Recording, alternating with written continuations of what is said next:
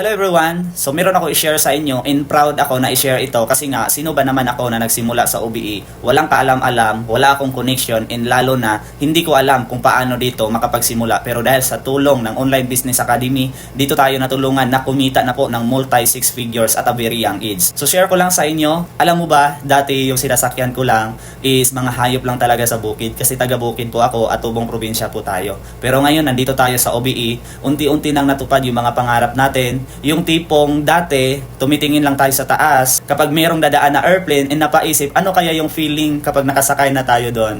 And yon, this is my very first time na makasakay ng airplane papunta ng Manila. So, sino bang mag-akala na ang isang batang nangarap lang dito matutupad sa OBE? Kaya kung ikaw ngayon, masasabi mo man na maliit na bagay para sa'yo, well for me, sobrang laking bagay po kasi po hindi ko yan ma-experience kung wala ako dito sa OBE. Kaya kung ikaw, isa ka din sa naghanap ng isang breakthrough sa buhay, isang opportunity na pwedeng makatulong talaga sa iyo kasi for me, ang OBE nakatulong talaga sa akin kung saan dito ako nahubog at dito ko natutunan kung paano kumita sa online in a legal way. So ngayon, ang gagawin mo kung interesado ka na aralin ang OBE or curious ka about sa OBE, comment mo lang sa comment section kung saang location ka ngayon. Ituturo ko din to sa iyo kung paano din ako nakapag-start. See you in my inbox.